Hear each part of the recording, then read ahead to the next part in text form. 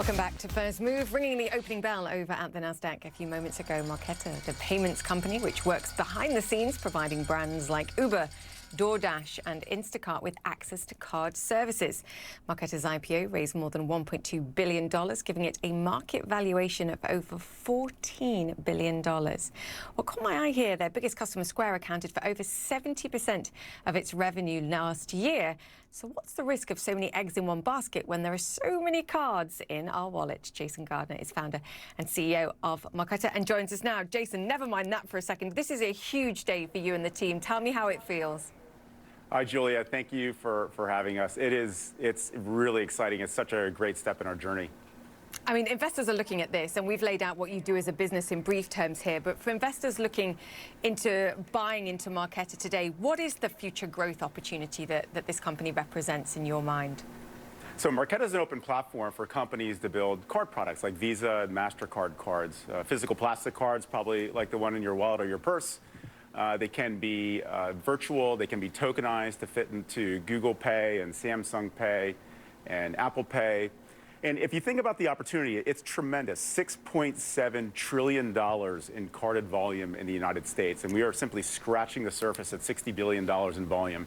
There's a $30 trillion opportunity in carded volume outside the United States, and then $74 trillion in global money movement. And if you truly believe that everything is moving to modern platforms and the digitization of cash, you gotta believe in the future of Marqeta that this is truly a generational business. I mean, those are monster numbers. This is a huge growth opportunity in the United States. It's also a huge growth opportunity, it seems, internationally. When I sort of break down the numbers, though, the bulk of the revenues do come from the United States. And what I was reading about in the prospectus is interchange fees, and this is the cost that merchants pay when customers use those cards. You do say in there, fees subject to intense legal and regulatory scrutiny. Is there any reason to suggest those fees are going to be reduced in any way in the short to medium term, just based on what was in the prospectus? We do not see any change in the short and medium term. What people are referring to when you read this is the Durbin Amendment. The Durbin Amendment was enacted in 2010 to protect consumers and protect small community banks. And that is a lifeblood of Marqeta, and it sustains a lot of different companies around the world. As we think about around the world, only 2% of Marqeta's revenue is derived internationally. So that's an extraordinarily large opportunity for us. Most of our revenue, 98%, is in the United States. It's where we got started. It's where we power companies like Square, Instacart, DoorDash, Affirm, Klarna, Ramp. The list goes on. And we're just really, really excited about today and our customer support and partnership worldwide. I guess those interchange fees don't exist, though, outside of the United States in the same way. So how do you see that sort of balance between the revenues that you're generating, 98% in the United States, I think that was the number, versus 2% sort of evolving over time? That's right. The majority of interchange, the largest forms of interchange, are certainly within the United States. There are other forms of interchange outside the United States. We have created different models, specifically in Europe, that is not interchange-based. And we've been able to build a successful business in Europe, also a successful business in Australia and New Zealand, where also interchange is regulated. Yeah, so not sounding worried at all by that. The other thing that people have pointed out to me, and I mentioned it in the introduction, was at least for now, and I'm sure the business will diversify, the reliance on Square. And it wasn't necessarily concerned that perhaps in 2024, when this deal with them runs away, it's the idea that they've got 3 years to perhaps build the kind of technology that you're providing in the card issuance operations and do it in-house. Are you worried about that?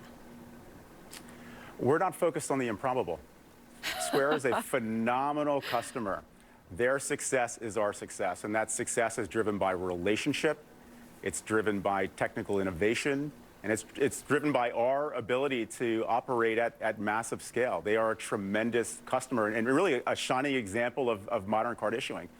But if you truly believe that the $6.7 trillion in carded volume is an enormous opportunity for Marqeta, you have to believe that there's many, many more Squares in our future, and we certainly believe that we have some on our platform today.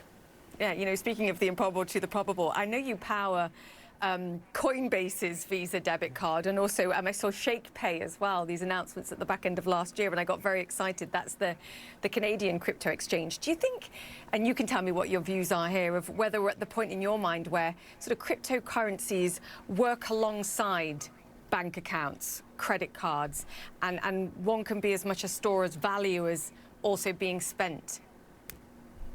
Marqeta powers Coinbase, you're correct. We power ShakePay, which is, as you said, the Canadian Coinbase. The ability to spend crypto at the point of sale is a phenomenal opportunity. It converts crypto to the point of sale, so you're actually spending fiat currency, US dollars, euros, and it's a tremendous opportunity. I think the fact that we are all talking about crypto and blockchains and different form of crypto for so long, the ship has sailed. We think that crypto is going to be a great opportunity for Marqeta in the future to really connect at the point of sale so people can buy goods and services, whether online or offline. What do you think the biggest impediment to that is, in your mind? Well, it's regulation. Regulation, in new forms of currency, but we've seen, especially here in the United States, where states have embraced that. You see Janet Yellen talking about it. It is really part of our culture now, whether it's blockchain or whether it's crypto, and we're going to see more at the point of sale. We are going to see regulation, but I believe we're going to see really the connection of crypto to the point of sale eventually. It's truly inevitable. Fantastic to have you on the show, Jason. Congratulations on a huge day, I know, for you and your team. Enjoy it. Jason Gardner, founder Thank you, Julia. and Great seeing CEO you of again. Marqeta.